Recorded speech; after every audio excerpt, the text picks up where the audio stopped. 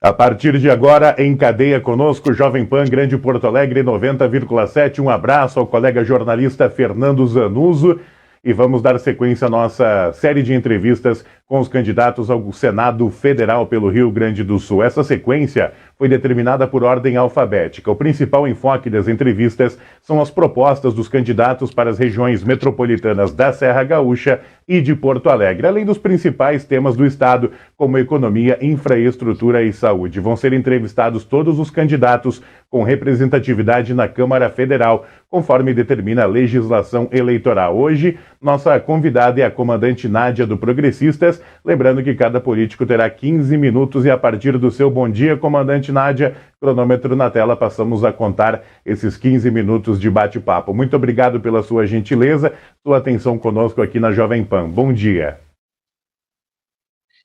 Bom dia, Maicon. É um prazer estar conversando contigo na Jovem Pan, contigo e todos os ouvintes aí que sempre estão ligadinhos no Jornal da Manhã, não apenas na Serra, mas tenho certeza que além aí dessa região maravilhosa. É um prazer estar aqui, principalmente conversando sobre a boa política. Muito obrigada pela oportunidade. Nós é que agradecemos. Candidata, quais são os principais projetos, o principal viés da tua candidatura ao Senado Federal?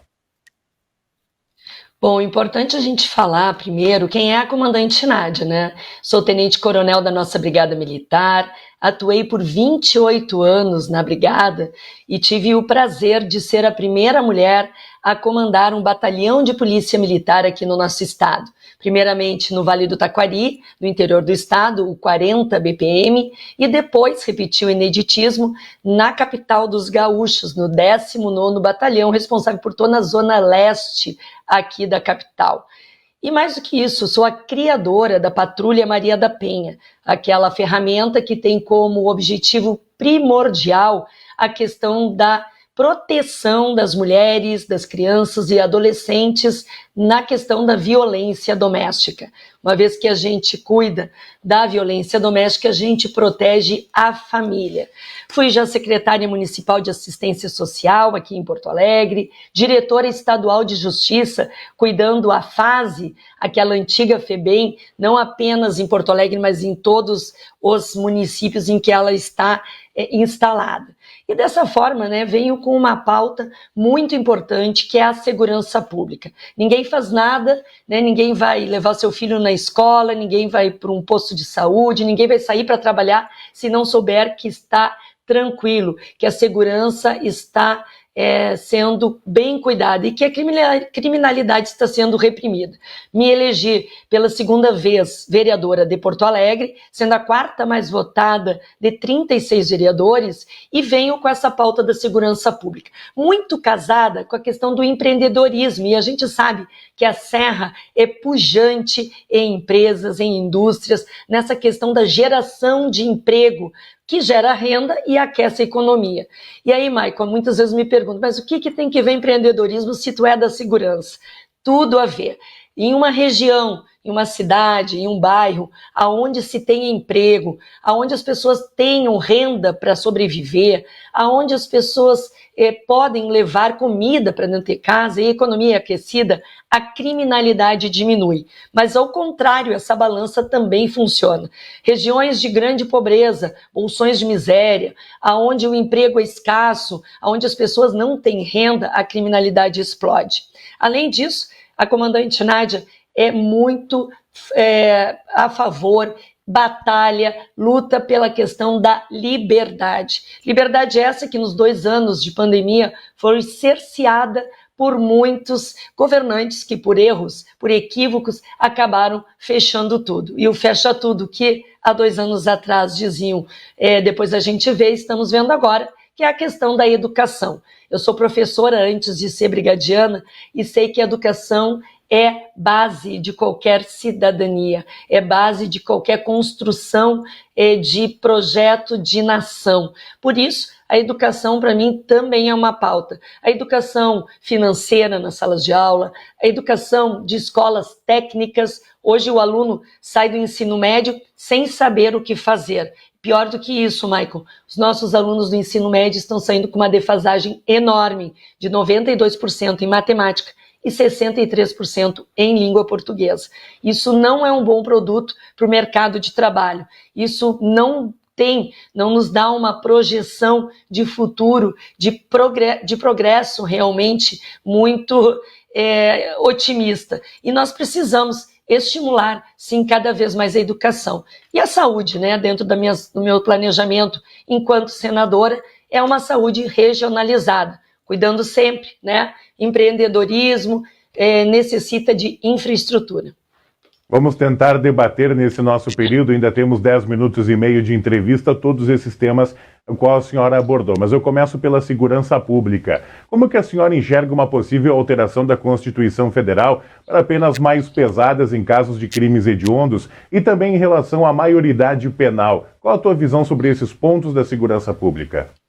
Olha, é uma das pautas que eu tenho batido muito, viu, Michael? E quem está nos ouvindo, o senhor que está em casa, a senhora que está em casa, sabe que hoje, infelizmente, a legislação beneficia o criminoso. E eu dou exemplos bem claros para que as pessoas tenham em sua mente o que acontece. Eu conheço o seu Leandro de Taquari, que perdeu o seu filho morto para o tráfico. Eu conheço a dona Maria, que mora aqui em Canoas e não tinha um prato de comida para dar para o seu filho, aquele filho que acabou sendo cooptado pelas drogas. E é isso que eu não quero mais. Eu conheço as dores das pessoas nas ruas, porque eu venho, a Brigada Militar está nas ruas. E a farda acabou me legitimando para conhecer que hoje a Brigada Militar acaba enxugando o gelo. E por que isso? Porque a nossa legislação penal, a nossa legislação de processo penal, a nossa legislação de execução penal é defasada. E mais do que isso, ela é benéfica para o crime. Hoje, eu posso te dar um exemplo aqui de uma menina de 2 meses atrás, com 20 anos, que trabalhou o dia inteiro no Barra Shopping, aqui no Barra, na Zona Sul. Saiu do Barra às 22 horas, atravessou a rua com o seu celular e foi para a parada de ônibus, pegar o seu ônibus para ir descansar em casa. Ela pagava seus estudos na faculdade com o trabalho que ela fazia. Um criminoso levou o celular dela e matou essa menina com 2 tiros no peito. A família do criminoso está ali, né, recebendo a benesse, muito mais ainda o criminoso, que por acaso, vamos aqui fazer uma conjuntura, que se preso for e levar arbitrado como pena 30 anos de cadeia, ele não vai cumprir isso, porque no Brasil nós temos 1/6 da pena a ser cumprida. E mais do que isso, né? 30 anos dividido por 6, 5 anos ele ficaria no regime fechado. Nós temos mais um complicador, mais um benefício ao criminoso que, sendo bonzinho dentro da cadeia, acaba sendo beneficiado com a progressão do regime. Do fechado, ele vai para o semiaberto. Menos de 2, 3 anos, esse caso que eu falei, poderia estar na rua convivendo com todos nós. A família da vítima, aquela menina que morreu com 20 anos, vai ficar em prisão perpétua. Essa pauta é uma pauta muito cara para mim, porque diz respeito à vida. E eu que sempre defendi a vida, os meus irmãos de farda defendem a vida das pessoas, dos gaúchos, não podemos mais aceitar esse tipo de situação, não apenas no Rio Grande do Sul, mas no Brasil. Essa é uma pauta que eu quero falar e vou fazê-lo logo no primeiro ano, inclusive discutindo e debatendo a questão de que o criminoso deve trabalhar para poder sustentar a sua estada no presídio na integralidade da sua pena. Em relação à maioridade penal, candidata? Com certeza diminuir, porque hoje, com 16 anos, o jovem já pode votar. Hoje a gente sabe que criança de 2, 3 anos sabe o que é certo e o que é errado. 16 anos, apenas aqui na América Latina, nós ainda estamos mantendo 18 anos como maioridade penal. 16 anos já poderia estar respondendo sim pelos seus crimes, e eu sou a favor da diminuição da maioridade penal para 16 anos. Comandante Nádia, a senhora comentou que antes de entrar para a Brigada Militar também atuava como professora. Nossa educação pública, claro que por conta também da pandemia nesses 2 últimos anos, mas ela vem apresentando ano após ano um índice abaixo do desejado. Isso falando em Rio Grande do Sul, mas no Senado se debate uma educação pública a nível federal. Na educação, como planejar a recuperação desse tempo perdido por conta da pandemia, mas também criar recursos para melhorar a qualidade do ensino público? Veja bem, né? A pandemia deixou, inclusive, crianças de educação infantil fora da sala de aula. Logo, esse primeiro momento de contato com o professor, logo nesse primeiro momento de contato com outros colegas, fazendo a sociabilidade da criança, nesse primeiro contato da criança entender o seu eu, a sua posição dentro da sala de aula, desenvolvimento da motricidade fina, motricidade ampla, e nós vimos aí, como eu falei logo no início, 2 anos de perdas. E essas perdas, por certo, serão resgatadas em médio e longo prazo, 10, 20 anos. Lamentavelmente, nós tivemos equívocos por parte de governos que fecharam tudo, só que sabíamos, eu recebi muitas denúncias de cuidadoras que em espaços pequenos estavam com 30, 40 crianças dentro da sua casa. Nós temos que fortalecer a questão da educação financeira. Eu sou a favor da escola cívico-militar, não precisa ser em todas as escolas cívico-militar, 1, 2 por município, fazendo com que as crianças que estejam ali, os adolescentes, possam trabalhar na questão da disciplina, dos valores, da moral, da integralidade, da questão da cidadania, coisas que nós vimos que foram perdidas ao longo do tempo. Moral e cívica, educação física fazem parte do desenvolvimento e da formação do cidadão. E o Senado está aí para fazer exatamente esse debate e colocar isso em prática. Candidata, logo na sua apresentação a senhora comentou que defende uma saúde regionalizada. Vou dar um exemplo aqui de Caxias do Sul. Nosso Hospital Geral atende 49 municípios. A base, um destaque é Caxias do Sul e mais 48 municípios da Serra Gaúcha via Sistema Único de Saúde. Hoje o Hospital Geral acumula uma dívida de 6 milhões de reais, a maior de sua história. Inclusive se discute parar de fazer alguns atendimentos e abandonar alguns leitos via SUS por não ter condições de manter. E hoje um dos principais problemas do Sistema Único de Saúde é em relação à tabela do SUS, que está defasada pelo preço que é pago pelos hospitais em relação à tabela SUS. Como cuidar dessa parte para evitar também o encerramento de atividades e atendimentos via SUS? Veja bem, nós temos que fazer uma reformulação sim no SUS, as tabelas estão defasadas, mais do que isso, nós temos que investir na atenção básica, para que 80% dos problemas sejam resolvidos lá na porta de entrada, que são as UBSs, os postos de saúde, as UPAs, e isso a gente vê que não tem acontecido. Uma vez que nós investimos, aumentamos o potencial da atenção básica, que ficar represado em hospitais vai ser muito menor. Esse problema que os hospitais, não só da Serra, mas de outras regiões estão sofrendo, também diz respeito aos 2 anos de pandemia, aonde era obrigado que as pessoas fossem apenas com Covid. Então, cirurgias que eram eletivas, cirurgias necessárias, não foram realizadas. E os hospitais se rescindiram disso também, porque muitos hospitais não são 100% SUS, mas tem algum percentual ali de atendimento de planos de previdência e também da questão particular, e que fazia com que a receita dos hospitais pudessem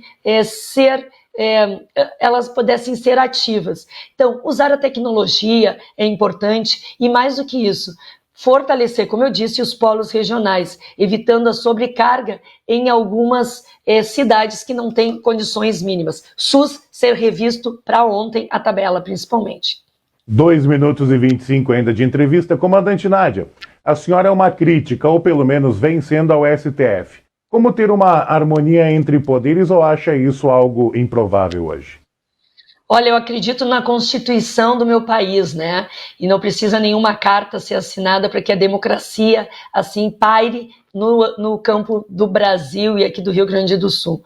Eu sempre digo, e bem tu falasse, uma crítica, uma pessoa que sempre tem falado contra as ações de ministros do STF. Veja bem, agora tivemos mais um ministro cancelando, anulando um decreto, uma lei do presidente Bolsonaro que dava o piso para o grupo de enfermeiros. Isso é algo que não condiz com a responsabilidade, com a atitude de um ministro do STF. Sendo senadora, por certo, nós teremos que fazer essa fiscalização mais a miúde e, se necessário for, fazer, sim, o pedido de impeachment e de prestação de respostas, né? Eu quero respostas desses ministros que estão usurpando funções que não são as suas.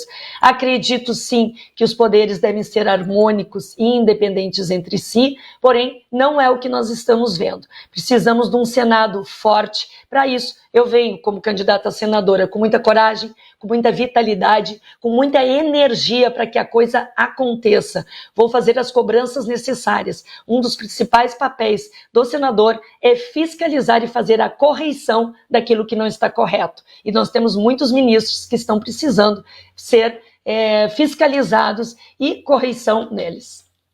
30 segundinhos ainda, comandante Nádia. A senhora me corrija se eu estiver equivocado. A senhora esteve no MDB, recentemente também esteve no extinto Democratas e agora no Progressistas. Como manter uma ideologia com constantes trocas de partido? Olha, eu só tive praticamente uma troca de partido, né? Eu era do MDB, fui para o Democrata. O Democrata acabou. Acabando, eu tenho que ter um partido, né? E entrei no Progressistas, com a mesma ideologia. Saí do MDB exatamente por isso, porque não condizia com a minha característica, com o meu ideal de liberdade, de ser defensora da autodefesa do armamento civil, contra o aborto e tantas outras coisas. Só para dizer mais uma coisa, o meu suplente, o primeiro suplente é da Serra Gaúcha, Ricardo Golim, por entender a importância dessa região. Muito obrigada. Muito obrigado, nós agradecemos a comandante Nádia, candidata ao Senado Federal pelo Rio Grande do Sul. Mais 15 segundinhos, né? Já acabou o nosso tempo, mas libero 15 segundinhos para a gente se despedir e agradecer pela tua presença, tua participação conosco aqui na Jovem Pan para a Serra Gaúcha e também para Porto Alegre. Muito obrigada, Maicon. Quero deixar aí para os ouvintes que me acompanhem nas minhas redes, @comandante Nádia, e que nós precisamos. Já que o Senado está tão afastado das ruas, eu te convido para levar as ruas para dentro do Senado junto comigo. Comandante Nádia, 111, junto com Heinze, governador 11. Muito obrigado pela gentileza, comandante Nádia, nossa entrevistada de hoje da série de bate-papos com os candidatos ao Senado Federal pelo Rio Grande do Sul.